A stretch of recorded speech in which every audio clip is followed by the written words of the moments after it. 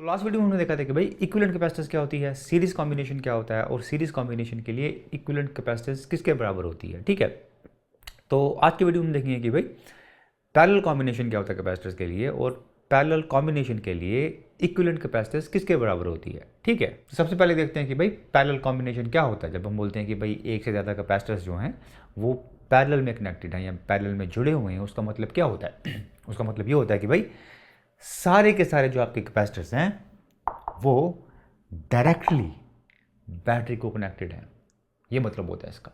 For example यहाँ मेरे पास दो कैपेसिटर्स हैं जिनको मैंने बैटरी के साथ जोड़ा हुआ है। अगर आप गौर से देखो यहाँ पे तो दोनों के दोनों कैपेसिटर जो हैं वो डायरेक्टली बैटरी को कनेक्टेड है। फॉर एग्जांपल दोनों लेफ्ट प्लेट्स या फिर टॉप प्लेट्स दोनों कैपेसिटर्स की बैटरी के एक टर्मिनल को कनेक्टेड हैं। सिमिलरली बॉटम प्लेट्स या फिर राइट प्लेट्स दोनों कैपेसिटर्स की बैटरी के दूसरे टर्मिनल के साथ कनेक्टेड हैं, जुड़ी हुई हैं। तो ये मतलब होता है जब हम बोलते हैं कि भाई कैपेसिटर्स पैरेलल में कनेक्टेड हैं। तो भी देखते हैं कि भाई पैरेलल कॉम्बिनेशन के लिए जो इक्विवेलेंट कैपेसिटेंस है वो किसके बराबर होती है। ठीक है, लेकिन उसको निकालने के लिए आपने को थोड़ा उसके लिए मसाला तैयार करना पड़ेगा। ठीक है, तो सीरीज कॉम्बिनेशन में हमने देखा था कि भाई वहां पे एक ही कोर आइडिया था, सब कुछ उसी का नतीजा था, सब कुछ उसका कॉन्सिक्वेंस था। वो ये था कि भाई जो चार्ज होता है हर एक कैपेसिटर पे सेम होता है और सब कुछ वहां से निकला था। इस केस में भी एक ही कोर आइडिया है, अगर आप उसको अच्छी तरह से समझ लो सब कुछ उसका कॉन्सिक्वेंस होगा, सब कुछ उसी का नतीजा होगा। ठीक है, तो सीरीज कॉम्बिनेशन में जो सेंट्रल आइडिया, जो कोर आइडिया था कि भाई हर एक कैपेसिटर पे चार्ज सेम होता है, वो इतना स्ट्रेट फॉरवर्ड नहीं था। वो देख के आप नहीं बोल सकते थे, उसको निकालने के लिए थोड़ी मारामारी करनी पड़ी थी अपने को। लेकिन पैरेलल कॉम्बिनेशन के केस में जो सेंट्रल आइडिया है, जो कोर आइडिया है, वो आप देख के बोल सकते हैं, उसके लिए बिल्कुल मारामारी करने की जरूरत नहीं है। राइट, तो पैरेलल कॉम्बिनेशन में जो समझने वाली बात, जो सेंट्रल, जो कोर आइडिया वो ये है कि भाई जब आप कैपेसिटर्स को पैरेलल में जोड़ते हो तो हर एक कैपेसिटर पे जो पोटेंशियल है वो सेम होने वाला है, सेम होगा। और वो कितना होगा? जितना बैटरी का पोटेंशियल है। ठीक है, और ये बड़ी ऑब्वियस सी बात होनी चाहिए, इसमें कोई मुश्किल नहीं आनी चाहिए आपको समझने में, क्योंकि आपने दोनों कैपेसिटर्स को डायरेक्टली बैटरी के साथ कनेक्ट किया है। जो टॉप प्लेट्स हैं दोनों की दोनों प्लेट जो हैं बैटरी के एक टर्मिनल के साथ कनेक्टेड हैं, जुड़ी हुई हैं, जो एक पोटेंशियल पे है। और जो बॉटम प्लेट्स हैं दोनों की दोनों डायरेक्टली बैटरी के दूसरे टर्मिनल के साथ कनेक्टेड हैं, जो एक डिफरेंट पोटेंशियल पे है। तो जितना पोटेंशियल बैटरी इसको सप्लाई करने वाली है उतना ही इसको भी सप्लाई करेगी। बैटरी बिल्कुल भेदभाव नहीं करेगी अगर आपने कैपेसिटर्स को डायरेक्टली बैटरी के साथ कनेक्ट किया हुआ है। हम लोग ह्यूमन बींग्स हैं, हम लोग समझदार आदमी हैं, हम लोग भेदभाव करते हैं लोगों के बीच में, उनके कलर के बेस पे, रिलीजन के बेस पे, कास्ट के बेस पे। लेकिन बैटरी इतनी समझदार नहीं है, वो बिल्कुल भेदभाव नहीं करेगी। अगर आपने दो कैपेसिटर्स को डायरेक्टली ज्वाइन किया हुआ है तो वो सेम पोटेंशियल सप्लाई करेंगे। ठीक है, तो ये चीज समझने वाली है पैरेलल कॉम्बिनेशन में कि भाई हर एक कैपेसिटर पे सेम पोटेंशियल होने वाला है, और वो पोटेंशियल किसके बराबर होगा? जितना बैटरी पोटेंशियल सप्लाई कर रही है। एक बार आपको ये समझ में आ गया तो सब कुछ इसी का कॉन्सिक्वेंस होने वाला है, सब कुछ इसी का नतीजा होने वाला है।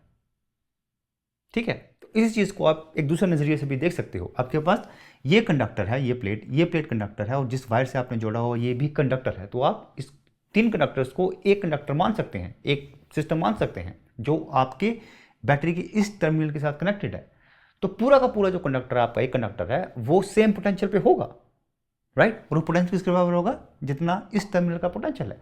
सेम लॉजिक यूज करके आपका ये वाला प्लेट और ये वाला प्लेट भी सेम पोटेंशियल पे होगा, और पोटेंशियल किसके बराबर होगा? जो बैटरी के इस टर्मिनल का पोटेंशियल है। मतलब ये कि ये प्लेट और ये प्लेट सेम पोटेंशियल पे हैं, ये प्लेट और ये प्लेट सेम पोटेंशियल पे है। मतलब ये है कि इन दोनों के बीच पोटेंशियल डिफरेंस जो है वो सेम होना ही पड़ेगा। राइट, तो हमने भी देखा कि भाई पैरेलल कॉम्बिनेशन के केस में सारे कैपेसिटर्स के क्रॉस जो पोटेंशियल डिफरेंस होगा वो सेम होने वाला है। तो अब देखते हैं कि भाई चार्ज कैसा होगा हर एक कैपेसिटर पे। ठीक है, तो मैंने काफी बार ये बोला है कि भाई पूरा का पूरा खेल जो चल रहा है वो इस इक्वेशन का ही है। अब अगर आपके पास हर एक कैपेसिटर के ऊपर जो पोटेंशियल V वो सेम है तो चार्ज किस पे डिपेंड करेगा? कैपेसिटेंस पे डिपेंड करेगा। और वो जायज सी बात होनी चाहिए। अगर पोटेंशियल सेम है तो बैटरी कितना चार्ज मूव करेगी हर प्लेट पे वो डिपेंड करेगा कि उसकी कैपेसिटेंस कितनी है। राइट, तो अब अगर इसकी कैपेसिटेंस C1 है और इसकी कैपेसिटेंस C2 है तो Q1 चार्ज जो इस पे आ रहा है वो किसके बराबर होगा? C1V। सिमिलरली Q2 चार्ज जो इस पे आ रहा है वो किसके बराबर होगा? C2V। ठीक है, तो अब ये तो थे चार्ज जो इस कैपेसिटर और इस कैपेसिटर पे आए। अब टोटल चार्ज जो बैटरी रीडिस्ट्रीब्यूट कर रही है या मूव कर रही है दोनों कैपेसिटर्स में, एक प्लेट से दूसरे प्लेट में, वो कितना होगा? जितना यहां पे मूव किया अपना, जितना यहां पे मूव किया। तो टोटल चार्ज इस सिस्टम में, उसको लेट्स Q से डोनेट करते हैं, वो किसके बराबर होगा? ये वाला चार्ज प्लस ये वाला चार्ज, राइट? और वो किसके बराबर होगा? दिस प्लस दिस, V बाहर आ जाएगा, C1 प्लस C2। ठीक है, तो अब मैं अगर इन दो कैपेसिटर्स को हटा के एक सिंगल कैपेसिटर लगाता हूं जिसकी कैपेसिटेंस किसके बराबर है? इन दो कैपेसिटर की कैपेसिटेंस के इक्विवेलेंट है। ठीक है, लेट्स उसको C से डोनेट करते हैं। तो उस केस में कैपेसिटेंस क्या होगी? इक्विवेलेंट कैपेसिटेंस किसके बराबर होगी? Q व V के बराबर होगी। Q क्या होगा इस केस में? अभी टोटल चार्ज इस सिस्टम में, और V क्या होगा? उस इक्विवेलेंट कैपेसिटेंस के क्रॉस पोटेंशियल। वो अपने को पता है वो सेम पोटेंशियल होने वाला जो बैटरी सप्लाई कर रही है, तो वो V ही रहेगा। ठीक है, तो जब हम टोटल चार्ज की जो एक्सप्रेशन हमने यहां पे निकाली है वो यहां पे सब्स्टिट्यूट करेंगे तो क्या आ जाएगा अपने पास? VC1 प्लस C2, और डिनोमिनेटर में क्या आ जाएगा? V कैंसिल हो जाएगा, आपके पास क्या आ जाएगा? इक्विवेलेंट कैपेसिटेंस किसके बराबर आ जाएगा? C1 plus C2। तो जो आपकी जो इक्विवेलेंट कैपेसिटेंस है वो किसके बराबर है?